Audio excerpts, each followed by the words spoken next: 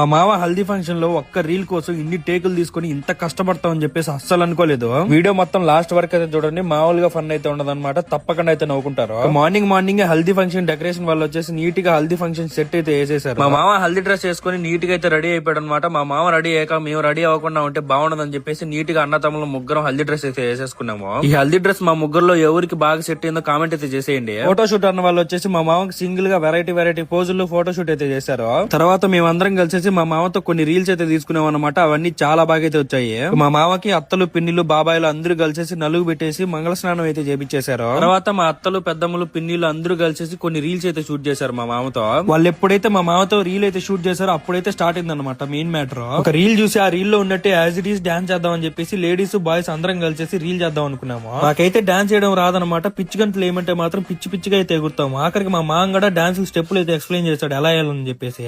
దగ్గర 10-15 టేకులు తీసుకున్న తర్వాత నానా తంటాలు పడి ఆ రీల్ అయితే చేసాము. ఏంటో చూడండి ఆ రీల్ వచ్చేసి.